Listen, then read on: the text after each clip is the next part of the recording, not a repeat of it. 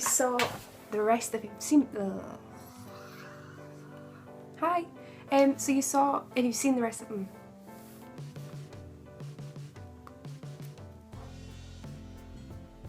Hello guys.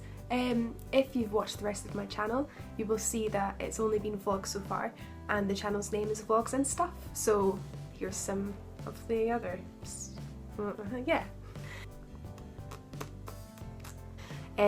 Those of you I've spoken to on YouTube have said that you suffer with anxiety too, and so I thought I'd make an anxiety video. I'm going to talk a little bit about my story and a little bit about things that I do to help me that might help some of you.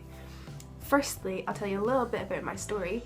I've been suffering with anxiety for 10 years, so that's a really long time. And, well, there's Magpie. Good afternoon, Miss Magpie, where's your wife today? And it's like kind of come out in lots of different ways. So I've had panic attacks, I've had agoraphobia, I've had emetophobia, I've had lots of different ways it comes up, and it comes up at different times. A lot of you will know that when you think it's gone away, it'll come back. So I know what it's like to suffer with panic attacks, which is probably one of the hardest things, and it feels sometimes quite lonely. Sometimes it feels like nobody really understands and stuff like that. This video isn't meant to be like a, whoa, help, like this is really sad. It's meant to be cheery, so I'll leave my story there for now. The first tip I want to give you is about family and friends, because I struggled a lot when I was kind of coming out with anxiety. I found it hard to I was kind of like, people don't understand, why don't people understand? And I kind of get annoyed because they didn't understand what I was going through. But I feel like you can't expect people to understand. If you've not been through it, you really don't understand, and nobody ever really will understand you unless you've gone through it. So try your best to be patient with your family and friends. Try your best to word it in a certain way. So kind of saying things like, I really want to come to wherever you're going, but I really am struggling right now, so could you help support me getting through this? Or if there's like a family holiday you want to go on, say, I will go because I want you guys to go and I want you to feel comfortable and I want to go, but you'll really need to help me go. You'll really need to help me get on the plane or get on the bus or travel there. You're going to really need to help me get through this. If you try and go through it in a negative kind of way, maybe be quite frustrated with them, they will probably not react in a good way. Having said that, even sometimes if you do act in a good way, sometimes they just don't understand. And it took my family years to understand what I was going through, but now I'm at a point where they do understand. So be patient with people, give them time to understand. Eventually, if they don't understand, you kind of have to try and block them out, either kind of leave them out of your life because you can't help this isn't your fault, or just still be friends or family members with them, but don't maybe talk about your anxiety as much with them. They're obviously not ready to kind of deal with it and not ready to kind of support you in it, so maybe you just have to find another way or another person to support you with it or to help you with it. The next tip is my favourite one because that's the one that's really helped me the most, and it's the one, if you get anything from this video, that I want you to take away because it's really helped me. Maybe last month my anxiety got to an all-time bottom. I was in the house all the time, couldn't leave the house, would have to run up to my room every now and again and just like hold my tummy and just lie there in a dark room because it was just, I couldn't bear life and it was just really hard. Two things helped me come out of that, and the first thing you're going to be maybe like, oh no, but the first thing is medication. I started taking citalopram maybe a month ago, so when it got really bad I went to the doctors and said, help me. Like I kind of thought there was something really wrong with me. I kind of thought, I'm gonna die, like this can't be just anxiety, but she said, just take the medication and see how you get on. So I took it, it's now been 4, 5, 6 weeks, and I feel no way near like less anxious. But I can actually leave my house and I can actually walk down the road and feel fine, and I can actually do things that I never thought I'd be able to do a month ago. So the first thing is definitely medication. Even if you just go to your doctors or phone the doctors and speak to them about medication and speak to them about what kind would be best for you, do that. I also tried another type of antidepressant a while ago and that didn't work for me. So it's all about kind of trying different medications, seeing which one works for you, also sticking it out. I was really bad at sticking it out at first, but now I've stuck it out for that amount of time, I've kind of gone through all the side effects, which weren't even that bad. It was more just tired and feeling a bit funny. Now I've gone through all the side effects, I am now just feeling so much better, so it's really worth looking into. My second tip is something called a fear ladder. So this is going to be completely different for everybody, but a fear ladder is basically when you write your top goal. So your top goal could be getting on the bus, your top goal could be going out for a meal, your top goal could be getting on a plane and going to the other side of the world. It doesn't really matter, as long as you kind of follow the steps in the right way. So what you do is you'd write your goal at the very top of the page or in your mind, and you say, so mine would be right now probably getting on a bus. So that is your top goal. The goals leading up to that might sound a bit silly to some people, but it might sound quite helpful to you. So the first thing could be even walking to the bus stop. And that's all you do that day. You just walk to the bus stop and then you come home. And that might not be a big goal, but it might be something that's getting you ready for it. The next goal could be getting on the bus and going from one stop to the next, not just going from one bus stop to the next bus stop and getting off the bus. And that's a big achievement. That's so much more of a big achievement than you thought you could do. Next goal, obviously, get on the bus for 2 stops or 3 stops or 4 stops or whatever it is. And whatever your goal, you can kind of alter that. Just really small, achievable goals till you end up reaching your goal. I suffered with a little bit of agoraphobia, which is kind of fear of leaving the house. I still suffer with that, but this goal thing has really been helping me. So the first week I just went on one walk. The whole week that was my goal, to go on one walk. The next week after that was 2 walks. You can kind of see where I'm going, just really tiny, small, achievable goals. And eventually you'll build up your confidence so much that you can do things, maybe not like go to a party and stay till 3 in the morning and be fine and not have a panic attack and everything's wonderful if you just build it up. But I'm saying you can actually get further than you thought you could on your own by just doing that. My next tip is to relax. Relax in a way, I mean not by going to the beach and being tranquil and meditating, and although meditation is good, a lot of people say you can cure anxiety with just breathing deeply and listening to wave sounds. That's a load of shit if you ask me. That's not true.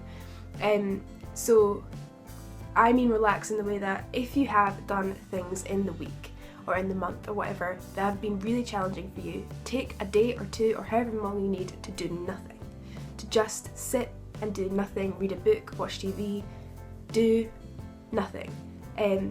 Those days will really help you recharge, I think, and get ready for more scary things you're going to do.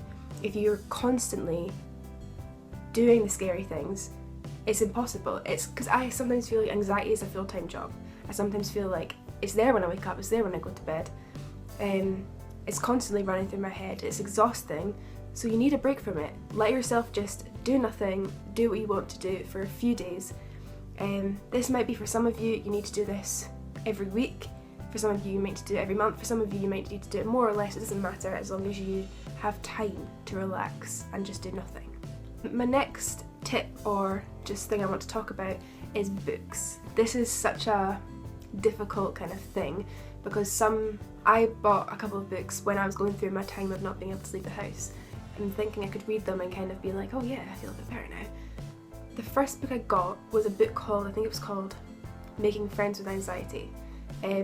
I'm not saying that writer isn't a good writer or that it wouldn't work for some of you, but for me it was really, I opened the page, one of the first things it said was, you'll never get over this.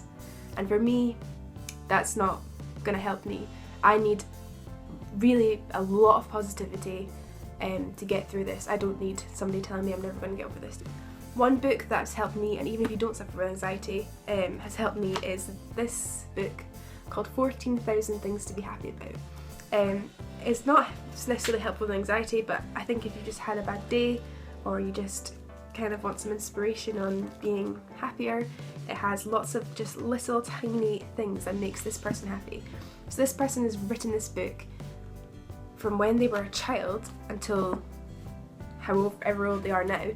This person has written little things that have made them happy, literally from a cup of tea to having a child. You know, it's been a really, and it's not like a book you can actually sit down and read because it's literally a list of things, but this book's really good if you want to read it. Other books I found helpful are Buddhist books. You don't need to be a Buddhist to read them, just really helpful for making you realise what's kind of important in life and all that kind of stuff. One thing I've learned from Buddhism is there are things you can't change and you need to accept that you can't change them, but there are things you can change and you need to learn how to change with them. Everything is always changing, so if you're going through a hard time just now, it will probably change, and you just need to kind of wait it out and work hard to get rid of your anxiety. Work hard to not necessarily get rid of or overcome, but you need to work hard to get better, I think. Another tip is if you are going somewhere or you've got a plan to do something and you're nervous about it, take it, like I said, in steps. So if you want to go to a party, the steps in your head are: the first step is getting ready, the second step is leaving your house, the third step, so on and so forth. But once you're doing these steps, if you feel your anxiety rising up a little bit, rate your anxiety on a scale of 1 to 10. So if I say got in the car, I say, okay, my anxiety's about a 3 right now. It's okay. Because when you do this, I think it stops you leading into a full-blown panic attack. If you're kind of saying, well, no, my anxiety's just a 2 right now, and it's only because I've left the house, and it's only because I'm nervous about this party. That's the only reason it's happening. I'm not going to have a panic attack. I'm just a bit nervous.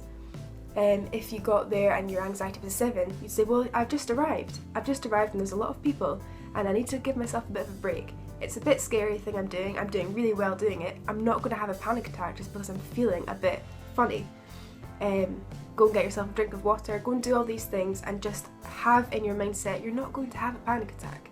Because the reason people have recurring panic attacks is because they're scared of having a panic attack. For the most part, I know there's some people that maybe don't, but I think that's the main reason people have panic attacks, because they're so scared of having one. My next tip is about phobias. A lot of people suffer from phobias, and in a lot of cases it either makes them have anxiety or it makes their anxiety worse.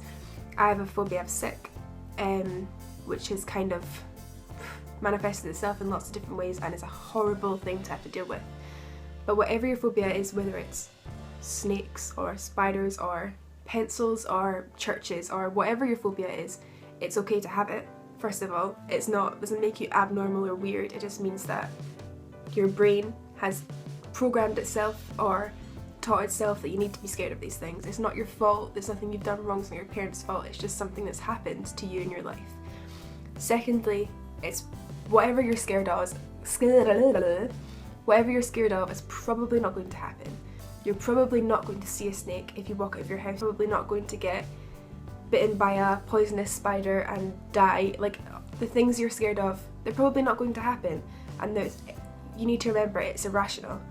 I still suffer a lot with my phobia, but kind of learning that it is irrational has kind of helped a bit. So remember, it is irrational. My final thing to say is that you aren't weird. You aren't abnormal for having a therapist, for taking medication, for feeling lonely, for struggling a lot. You're not abnormal. Although many people around you might not suffer with the same thing as you, it still doesn't mean that you're not normal. The other thing to say is you will get through this. It's something, don't think that you're always going to be like this. I started this channel because I can't get a job and because I really, really struggle with life, but I'm not unhappy. Kind of distinguishing between anxiety and unhappiness is an important thing. You can still be happy with anxiety. You just need to work on it. It is a full-time job sometimes, and if you are somebody that's still working or still going to school or anything like that, I think you need to learn when to take a break and focus on yourself and your anxiety, because that's the most important thing. If you leave it off for forever, it's just going to get worse. You just need to take time out, I think. That's the end of this video. Thank you for watching, and I hope this has helped some of you in any way. If you want to leave a comment to tell me about your anxiety or tips that you've learnt, or if any of these tips have helped you, then please leave a comment, and I'll see you in the next video. Thank you, bye!